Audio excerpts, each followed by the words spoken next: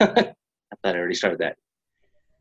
Okay, so we're gonna do, I guess, a quick role play with the first script, with Brittany in here. Brittany will be the client. Yeah, quick means I'll be good and try not to throw up too many rejections because I don't know if you've ever heard us role play before. I can be mean to him sometimes, so I'll be nice. All right, so ring, ring. Hello? Hey, Brittany. Yeah, this is Brittany. Hey, good morning, Brittany. This is Elazar Santos, your case manager with your case with Wells Fargo. Uh-huh. And I'm putting together a couple options for you, but I just need to verify a little bit of information, maybe get a little bit more from you, and we can look at getting the options out to you. So you put on here that your birthday is 7/5/67. Wait, what did you say this is for? So what this was is you originally got a loan for $173,000. Now, shortly after you got your loan, you received a letter, and it had Wells Fargo on the top of it, and that was filled out with your birthday and phone number to call. And so you put on here that it's your birthday is 7/5/67. Is that correct? Okay, yeah, that's right. Okay, perfect. And there's another birthday on here. It's 1/10/84. I'm assuming that's your husband? Yeah, that's Okay. my husband. And what's his name? Elazar. Okay. I'm not even gonna pretend to how to write that down, but we'll put down L. Does that work? Yeah, that sounds good. Now, on your loan here for 173,000, did you get that on a 15 or 30-year note? Actually, yeah, it's 30. 30? It's Okay, 30. great. And then what is your monthly payments all together with principal, interest, and taxes? It's right at $1,000. I think like $1,092. Okay, perfect. So just to let you know a little bit about us, the company is Symmetry Financial. That's who Wells Fargo uses for all their mortgage protection needs, along with hundreds of other companies like U.S. Bank, Quicken Loans. So with Symmetry, we have 42 different companies that offer mortgage protection. But to help find all the companies that you qualify for, just need to ask a little bit of medical information. So are you a smoker? Yeah, but just one a day. Just one a day? Okay, awesome. Hey, looking at cutting back, that's good. And then what is your height and weight? I'm 5'7" and 130 pounds. Okay, good. Now, any heart problems, blood pressure, stroke, or cancer? I had some heart problems whenever I was a baby. I had a murmur, and I think it's gone away. I haven't been to the doctor about it or anything. I don't think it's an issue, though. I think it's gone. Okay. And are you taking any medications before for it or anything? No, I'm not taking any medicine for it. I do take a blood pressure medicine. Okay, good. It's just a water pill. Just a water pill. Perfect. Now, any asthma, arthritis, COPD, or diabetes? No, none of that. Okay, awesome. And are you still working? Yeah, I still work. Okay, perfect. And then for your husband, L, is he a smoker? Yeah, he smokes a lot. Okay. Yeah. What would you say his height and weight is? He's 6'1" and about 285 pounds. Okay. And any issues with him, heart problems, blood pressure, stroke, or cancer? I mean, he had a stroke just like a month ago. It's probably my fault, but yeah, he had a stroke. Okay. That's crazy. How's he feeling now? I mean, he's doing okay. He still has some numbness in his right hand. We're going back to the doctor about it today. Okay. Well, good luck with that news on that. And any asthma, arthritis, COPD, or diabetes? Yeah. Asthma. He might have COPD. He wears one of those mask things, but I'm not sure. Okay. Is it a CPAP, or do you think it's more oxygen? Oh, yeah, CPAP, not COPD. CPAP, that's it. Yeah. And no diabetes? No. Okay. Well, that looks like that's all the information I need from you there, Brittany. Again, just to let you know that this is mortgage protection, so we kind of have to be selective about who we offer this to, right? Mm-hmm. So for fraud prevention and verification purposes, the state of Tennessee requires that a licensed specialist like myself or my team is to swing on by, verify that you are who you say you are. So we look at your driver's license and just kind of make sure you're not, 700 pounds living in a nursing home or anything. And I don't think that's the case, but we still have to check it out. Okay. And I want to know, what is a good time to get with you and your husband? Is it mornings, afternoons, or evenings? Evenings usually work best. We don't get off work till 5 o'clock. Till 5? Okay, Mm-hmm. Perfect. So I've got a 5:30 on Thursday and a 6 o'clock on Friday. 5:30 is kind of a little close. Can we do the 6 o'clock? Yeah, 6 o'clock on Friday is fine. Now, do you have a pen and paper? Write some information down? Yeah, let me find that. Okay. Okay, yeah, go ahead. All right. So I got here that you guys are at 111 Valley Crest Drive, Mhm. right? Now, will GPS get us there? No problem. Oh yeah, and there's some pink flamingos in the front yard. Okay, good deal. Now, you want to write down there that it's going to be for Friday. That's December 8th. Okay. And what time did we say again? 6 o'clock. 6 o'clock. Mhm. Perfect. That's right. That's what I got here. And then if you can, just give us 30 minutes on either side, just in case another family has us running a little behind. Got it. All right. And underneath that, if you just want to put your meds and ID, Okay. okay, and then just under that, put MPI for mortgage protection insurance. And I Okay. want you to stick that just kind of on a fridge or anywhere you leave. Keep your calendar so you won't forget about us, and make sure you let Elle know what's going on.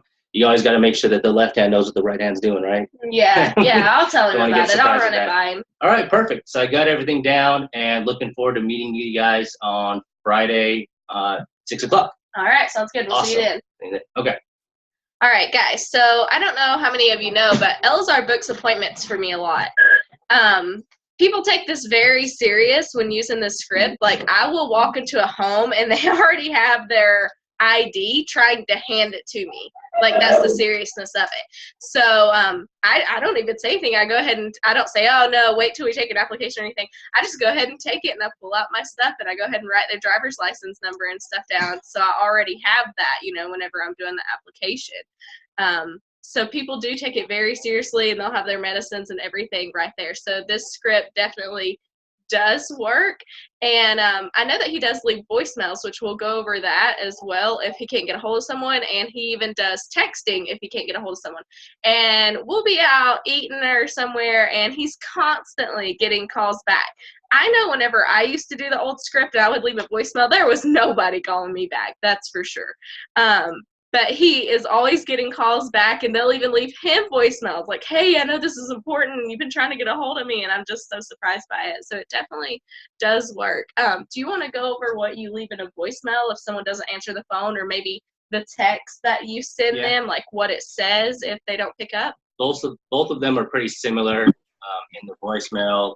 So I usually say, hey, Brittany, this is Elazar, your case manager with your case with Wells Fargo.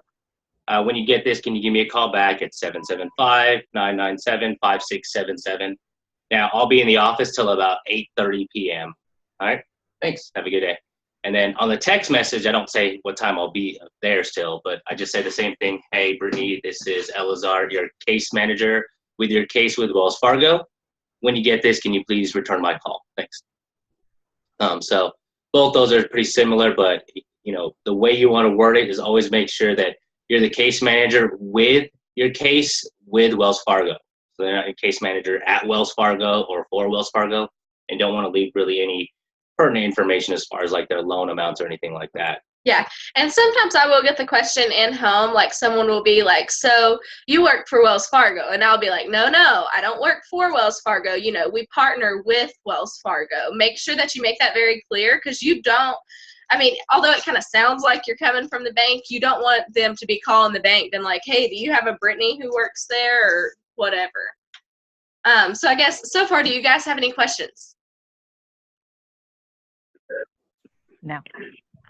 Good? Good deal. Clear and concise? I got one question. Is the only thing I typically add to that is that's pretty much exactly what I say, other than what I add to that, and again, I'm asking if this Hey, is. Jeff, talk closer to the microphone. What I'm saying is that what I add to mine is, hey, this is Jeff, been assigned your case with Wells Fargo, whatever.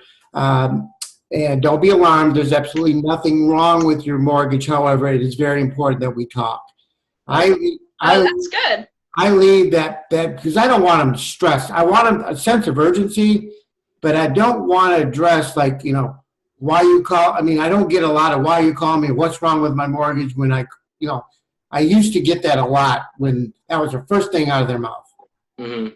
Yeah, that's good. Yeah, we'll take that down, definitely. I like how we can bounce ideas off each other. That's good. So that's all I add. Okay. Okay, so I guess we'll move on a little bit to the next part, which is So do you want to actually go through the script with the rebuttals, or just kind of what you would? No, say? guys, if we do run down the script every Every single time. time with the rebuttals, Yeah, we're just going to take be on forever. here all day. So we're just going to do a quick rundown of the rebuttals. Of course, I'll be the mean one and give the rebuttals, and Elzar will say what he says to them. Okay. Okay. So I guess when you're waiting until after the holidays, you've already gotten the CQ and all that stuff, right, Jeff? Okay. Yes. Okay. So just act like you're scheduling an appointment. Yeah. Okay. So what is a good time to meet? Is it mornings, afternoons, or evenings? Actually, I have so much going on. We're just gonna have to wait till after the holidays, I think, because I don't really have any time for that right now. I've been making Christmas candy and wrapping gifts and all that, and I don't have the time to worry about it right now. Well, that's awesome. I love that you're staying busy with that stuff. When we come over, we could probably enjoy some Christmas candy or some stuff together. But what I want to let you know is, myself and my team are just in the area up until Saturday. And so we work from 9 a.m. to 9 p.m. And if anything, that stuff will fit in your schedule, we'd be happy to look at that. So you only come into town certain times? Yeah, we've been assigned, like with Symmetry, assigns us to different areas. So, we want to help as many people as we can in this whole county, right? And so we've already scheduled with about 30 people. And what is a good time that we can fit 15, 20 minutes to go over the options you qualify for? So we can do it all the way up till 9 p.m.? Yeah. Okay, I can probably do 8:30. Okay, great. So you got 8:30 on Friday. That works? All right. So for that one, guys, we're just using the tight schedule thing. Pretending like, if you pretend like you're taking that opportunity away from someone, you're not really giving them the option with that schedule thing anymore for them to have the free say of what they want, really, and you buckle down as to giving them, I don't know, a smaller window. Right. Common misconception is people think that you're working bank hours. So you're working 9 to 5 Monday through Friday. Mm-hmm. When you open up saying you're helping families all the way till 9 p.m. and you've got already 30 people, it kind of opens their minds. Okay, you guys do Saturdays too, and after 5 that works. Let's set something there, because they already have a mind in what they think their schedule is, and don't really open it up to that further out. That help out, Jeff? A lot, you guys. Thank you very much. Yeah, you're welcome. Okay. And then saying that they don't want to commit to anything financially, that's usually kind of right at the beginning there too.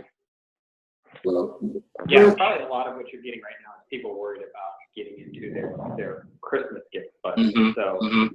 address how you would talk about that. I mean, I know what I would say, and I can tell you, Yep. my rebuttal off of that, but this is your all's meeting, so I don't want to. No, go ahead. Why is it still so that Tell you're? you, buddy. I'll jump in afterwards. Chris, you can go ahead if you want. We don't care. Yeah. I'm fine. It's yours. Take it. Okay. So I don't want to commit financially. I am always the queen of saying to people, well, I don't blame you. You don't have to commit to anything, but we need to sit down and talk to this. And I even say that in home a lot of times. People pull up on the front end, I don't want to commit to anything. Well, I don't blame you. I'm here to give you your options, and it's up to you, whatever you want to do. And then, of course, towards the end, I've already led them into doing the application just with, sometimes they'll be like, oh, I got to think about it. Of course, I'll ask them, why is it you want to think about it? What is it we're thinking about? Trying to figure out if it's price or whatever. Well, I want to shop around. So then, of course, I tell them I'm a broker and all that. But, with Moo's application or whatever, you can still get paid setting the draft date for 30 days out. And I'll say, you don't have to commit, but we're going to go ahead and get you coverage right now. We're going to go ahead and fill out the application, see if we can get you approved and all that. And then by the end of the application, I just ask them the draft date and, they're ready to go. So commitment things, you just have to guide them through it, I would say. Just always say, hey, you don't have to commit. And then by the time you talk to them, they realize that this is something that they need. What do you say with commitment? When they say, hey, I don't want to commit to anything financially. I don't have any money. We got Christmas coming up and stuff. I'm getting that a lot already. I just say, hey, that's perfect. There's no obligation to buy. Mm-hmm. Absolutely. All we do is go over the options you qualify for and kind of show you what it is between mortgage protection and life insurance. It just takes 15, 20 minutes to just go over the options you qualify for. And then they're more comfortable about it. Like I said, there's no obligation. Yeah, absolutely. And I would also address that, again, reiterate it when the meeting starts. Say, I just want to let you know I'm a broker. I'm not here to push an agenda that doesn't make sense for you all and works in no one's best interest. I'm here simply to educate you, empower you to make the decision, and address that on the front end, address it when it comes time to make a decision, and then exactly what you said before, Brittany, where you said post-dating that MOO application and you still getting paid. A lot of the time what I will say to a person is something along the lines of, this is a hypothetical situation that you're still exploring. You're not 100% committed to it, but you think you want to do it. Really, the decision-making factor becomes removed from us at this point in time. I do a good job at this. I'm pretty certain I can get you placed and covered with this carrier. Nonetheless, we need to apply just to make sure that it is going to happen. Because up until then, everything's hypothetical. I like you, but I can't sell this to you. It's not up to me. It's up to them. Yeah. Exactly. And that removes a lot of that conflict that the person has about being sold and feeling like it's going to get into their Christmas budget, et cetera, et cetera. I do that exact thing that you're saying. And so now you guys are probably wondering, well, how many chargebacks do you get from that? I don't. By the time that you get to the end and you're getting their routing number and their account number and everything, I just say, so what date do you want this drafted every month? Oh, the 15th. Okay. So they're in their head, they're already like, okay, this is coming out of my bank every month. Like it's already, they have that peace of mind by that point that finally this is getting taken care of, and they could care less about shopping around by the time you get to this point. Okay. What's next? I don't know how to do that, Chris. Yeah, it's fine. Don't stress about it. I know it's at the bottom. If you're on the host code, I know it's on the bottom. Yeah, I am on the host code, but I don't know. I think you have to screen share and then have the spotlight video picture of yourself. Is that it? I don't know. Anyways, okay, so talking about that I can't talk right now, or I'm working, or I'm in the car. Right now. So usually what I would say is like, hey, that's no problem at all. It takes about 2 minutes of your time to kind of go over the options. And we're going to set that up here in a minute. So you have 2 minutes of that. And if they do, or, really they don't, you can kind of feel it out and kind of hear what the background stuff is going on. And when you just talk about you being the case manager with their case, so it's going to go over 2 minutes of your time to get some information here and set something up, and then just go right into it. So your birthday is 1/10/84. And then if they keep pushing and being persistent about it, then you're like, okay, what is a good time to give you a call back? We know this is urgent. We want to set something up in place for you. That's the best thing that we usually kind of deal with. And we get a lot of good responses as far as callbacks with that stuff, because you just keep reiterating that it's the importance of it. Okay, can you tell me how much it costs? I don't want to waste my time or your time. And say, well, what I usually say is going back to is how the state of wherever you're in. I would say, unfortunately, I would love to do that. That would make my job a lot easier. But with the state of Tennessee, they do require that a licensed specialist is to verify you first before we go over any options. So I really don't want to lose my license. We could lose our license if we do anything like that. And it just takes about 15, 20 minutes to go over the options you qualify for.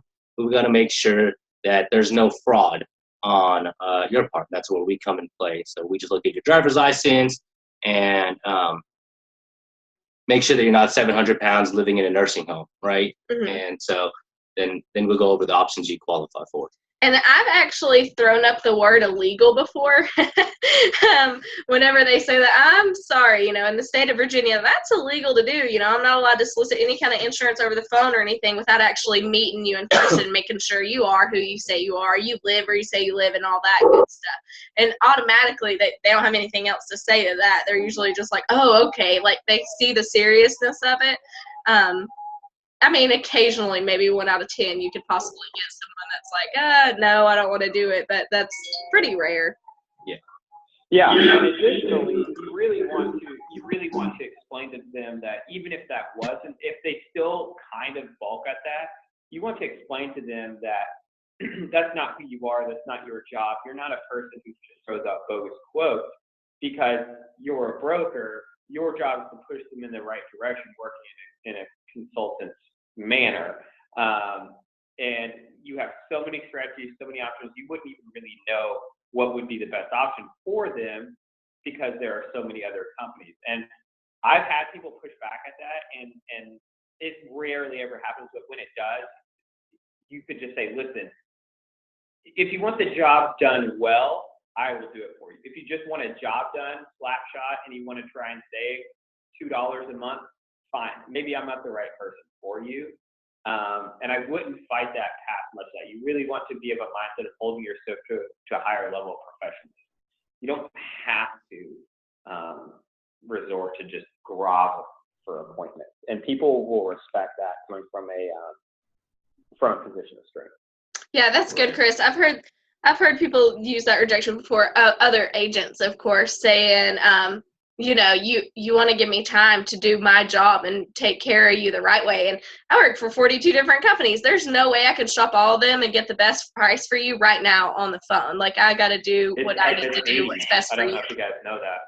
It's 80 companies that we can broker now. Lord, sometimes I say 30, sometimes I say 42, sometimes I say 15. I'm not even sure anymore, to be honest. Okay, so I don't know who you are, so I'm not going to give you any information. Do you have anything that you used to say with that stuff?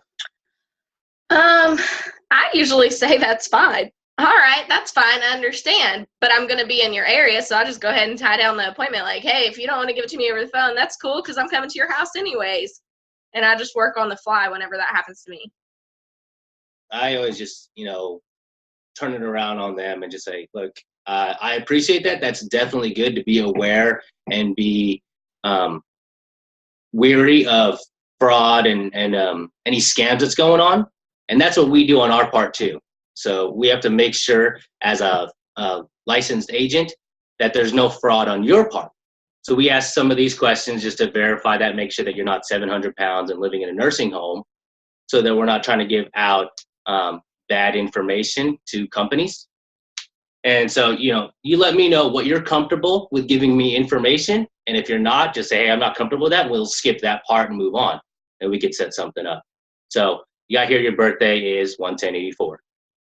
And go through that stuff. And if they say, I don't want to give any meds, I said, that's fine. So just for fraud prevention and verification purposes, like I said, again, state of Tennessee requires that a licensed specialist is to swing on by, verify that you are who you say you are, but we can get that information when we get there. So is it mornings, afternoons, or evenings best for you? Mm-hmm. So you just bypass one of the things that you would feel they're going to be scared and weary about, but your main purpose is still to book the appointment. Mm-hmm. Hey, Alexander, Brett, I've got one on this. Well, what about these these things I'm getting in the mail where they're giving me quotes through the mail? I mean, a lot of different. So yeah, I've gotten that maybe once or twice. Basically, you want to say, look, a lot of those spams come in the mail a lot. Most of those things, as far as when it looks at quotes, is what you want to be careful of. A lot of them can be just accidental death.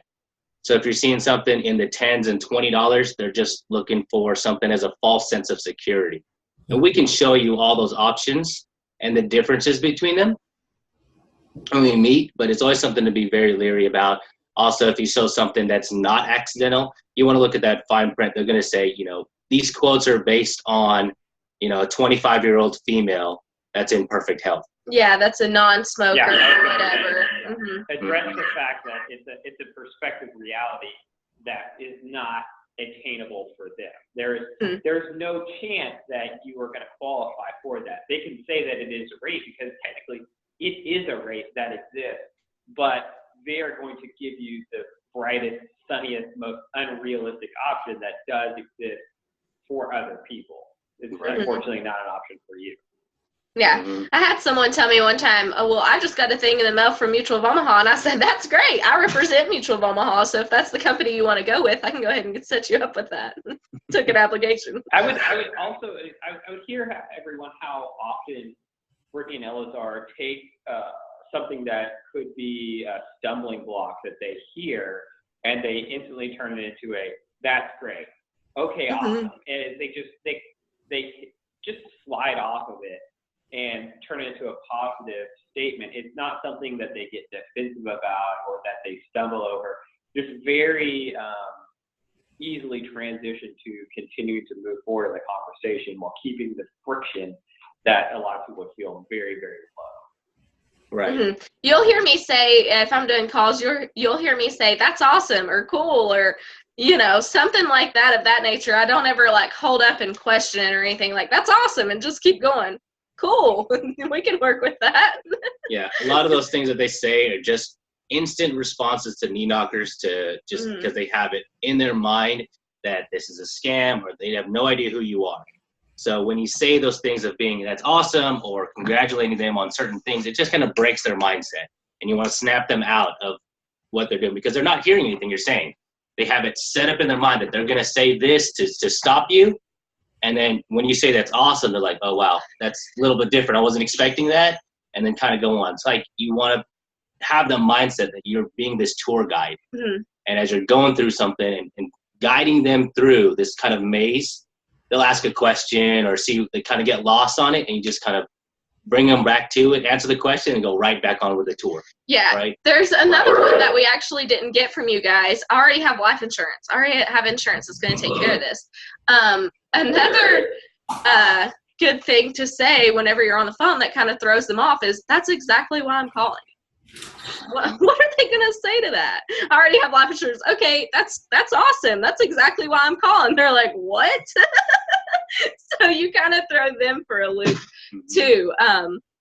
So don't ever forget that one. That's exactly why I'm calling, because you could say that to literally anything.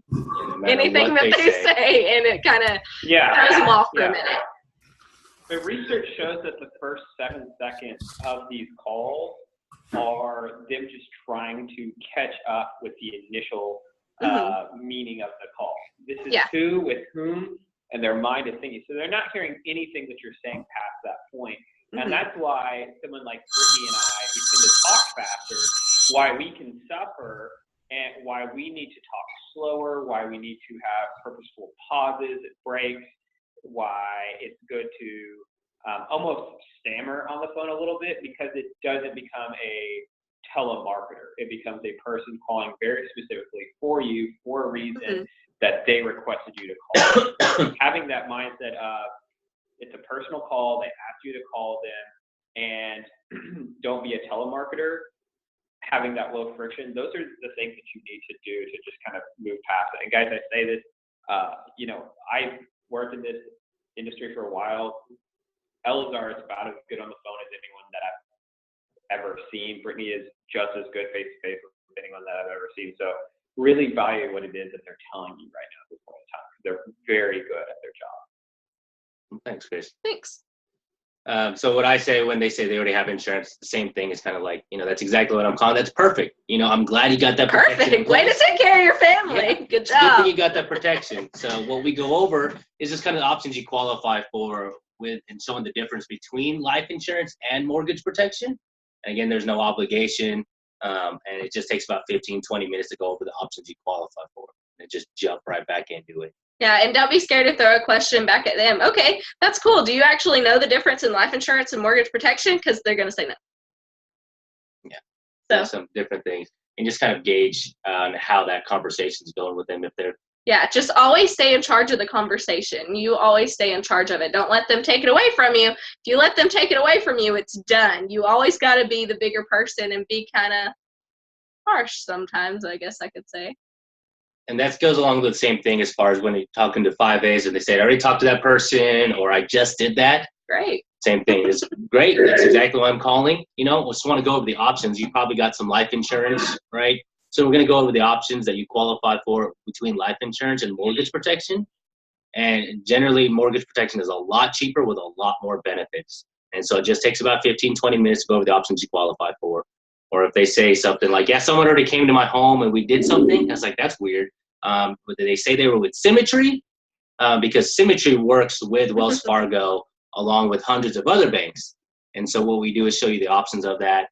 And it doesn't hurt to keep your options open, and what you don't know. And so we go over those options and just show you the differences of what you have, and you can kind of dive into what they already have, if they have really life insurance, or if they remember the kind of protection they got. We're going to an appointment later today, and he already got life insurance with the Foresters. And so we're overlooking it and just reviewing the policy, at the same time giving the other options that they qualify for. And it wasn't with a Symmetry agent.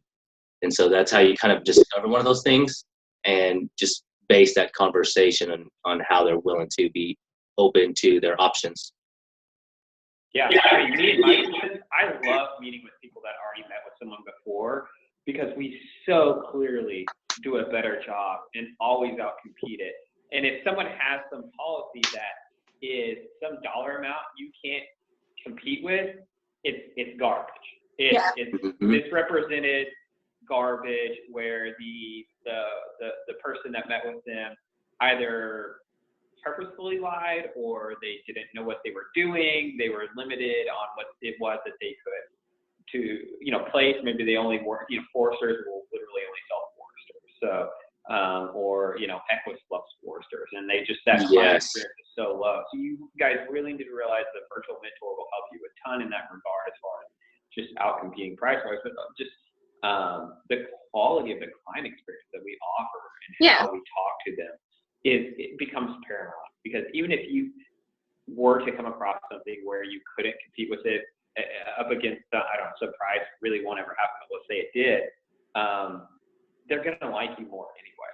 Yeah, just how we handle the client experience in the home, saying we're going to give you the options and kind of educate you. That's what I always say. I'm going to educate you today. I'm not going to force you to do anything, but I'm going to tell you what's out there, and I'm going to let you choose what you want to do, because it's your insurance. It's not mine. So I'm going to let you do whatever you want to do with it. And I'm sure the other agent didn't tell them that. Most people already come in, they know what they're going to do, and they kind of twist their arm, per se, in the direction that they're wanting them to go. And, I give them those options, even if I know they don't qualify for them. Let them choose them. Then I'll tell them. Yeah. You want to make them feel like they're in control. Letting someone feel like they're in control is everything, even though they're not. And that, strength to come in there, control the conversation, and act as if you don't care. You could take this or leave this in regards to what it's going to do to you personally, financially, because the sale isn't about you. The meeting isn't about you. It's about the person on the other side of the table. And people can understand that and respond to that. The other meeting, I guarantee it wasn't like that. The guy was stressed out. He maybe had one thing that he was going to show them. He knew what he was going to show them going in, and that's all he pressed. This is how much it is. This is how much it costs. We met with the chief marketing officer of Equus, and he braggingly told us that they spend 20 minutes with a client, in and out. Wow. What do you do in 20 minutes? I just got done talking about your dog and That's me. how nice your house is 10 minutes in. So I don't see how they can do that, and I don't see how face-to-face you can't compete with that. Yeah. Right, and it's so easy to compete with that once you get in the home with those. I helped a client that had an agent with Equus, and I couldn't beat the numbers. It was the same company that we used, but the way everything was presented and the interaction that we had, they liked another option and went with that, and it was even a higher premium, but they understood the value of it versus just being sold for something. So they got to choose something better that wanted to fit their needs. Yeah, and most of the time they are buying you, so it's important to take that, really build that relationship. Last night I was in the home of a doctor and his wife, and he was kind of questioning at first, and I talked to them forever. I really built that relationship. I was interested in the paintings he did and this and that. And at the end of the meeting, he said, as I go to hand him my business card, he said, normally I would have researched you a lot more, but I really just trust you. And do you know how good that felt to me? Like, wow, I really did build that trust. I was just being a friend, being their friend first, and then talk about business. They're going to trust you. All right. And the last one, I guess the last question is, being the spouse is not here or don't want to set anything up, I don't know my schedule. What do you do with that one? Actually, just go ahead. That's fine. We'll go ahead and set it up, and if it doesn't work with his schedule, give me a call back. Yeah. So same along those lines. Just say, we'll set a tentative appointment for, what time do they usually think they're going to be ready? So they usually get off about 4. Okay. Okay, So, cool. yeah, tentatively set it up for, Friday at 5. If anything changes or if that doesn't work, send me a message or give me a call and we can look at setting something up for you. Generally, you guys both want to be there because this is options that's going to pertain to both of you. And, you guys are going to end up having this conversation. You guys want to both be there to answer any of the questions that you guys may have. Mm-hmm. Chris, what do you do in that situation? Absolutely. And I would add to that this will help when you come across these situations. Build a bit of a contingency plan. If you know it's a really soft set like that, double schedule it. Mm-hmm. About when somebody says, okay, I have no way of knowing. My husband gets his schedule Saturday, so we have to wait till Saturday because it changes so much. I still go ahead and do it, Ron. Yeah. Well, what's his normal schedule? Does he usually get off about 6? Okay, let's put this at 7. If it doesn't work out, give me a call back. If not, I'll see you then. Half the time they forget to call you back. So guys, unless you're driving a long way, don't confirm your appointments. I drive 3 hours to the area I work in Roanoke, and I drive up there for 1 or 2 appointments sometimes. And sometimes it's not worth it, but sometimes it's totally worth it. And if you call and you say, hey, just confirming this, they're going to cancel. Like most of the time, I'm going to say 80% of the time. Sometimes you might get lucky, but most of the time they see it as a way out. So just show up. If they never called you and changed it, just show up. It's the best thing that you can do. And, sometimes they'll even feel bad, like, oh my gosh, I forgot about this or whatever. And they'll go ahead and sit with you whether they're in their pajamas or whatever because they feel bad. Just show up. Guilt does a lot. And if you give people the opportunity to cancel, they absolutely will because you have to understand the clientele that we're working with. This is not their first time to have an opportunity to purchase insurance. There's a reason why they have it. And it's because it's not a responsibility that they want to take on. Either they're looking into the metaphysical ether and it scares them to know that they could possibly die. It's something they're concerned about it getting into their budget. It's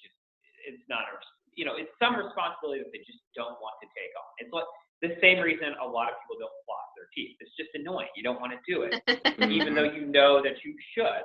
And this is the type of situation that you can get in there and just make it easy for them. Unless you're going to drive a certain amount of time, you need to assume that they're going to do that. And I've done the exact same thing. There's a Little Rock. It's 3 hours away. And I've had meetings where the person literally shows up and they were asleep, or I've had meetings where they weren't there. And, but whatever the situation may be, you want to really assume that they're going to be there. You want to basically, I think Mike said it best, where you need to have the mindset of being a friendly IRS agent. You're just there to set the appointment, collect some data. I expect you to be there. Yeah. Because it is a serious conversation that we have. You're not rude. You're friendly, but you're also serious. This is business, and you do need to do this. Yeah. People will feel that. Yeah. I know whenever I first started, I would book my whole week and pretty much cancel my whole week for myself because I would have like 2 appointments in one day, maybe 45 minutes away. And I'd be like, well, I don't want to waste my gas or whatever. I'm just going to call them. That was the stupidest thing I'd ever done in my life. Now I look back at that and I'm like, that was really dumb, Brittany. Why did you do that? You're just giving them a way out. So another one is, what if you're running behind between your appointments and you want to call your client and tell them? I just did this yesterday. I was running behind heading to that appointment. Whenever you call them, don't say, is that okay? I'm running about 30 minutes late. Is that okay? Because their answer is always going to be no. Whenever they answer the phone, I'm like, hey, Joe, this is Brittany.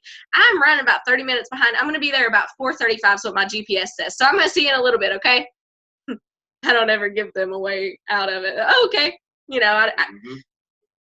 That's how I always do it, running behind, if you want to feel bad and give that phone call to let them know you are coming. So we got about 10 more minutes. And you wanted to see if anybody else have any other questions, anything they're going through. What kind of feedback did you get off that?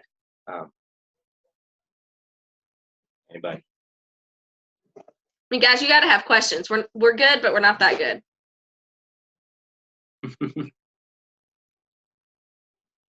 No one? All right.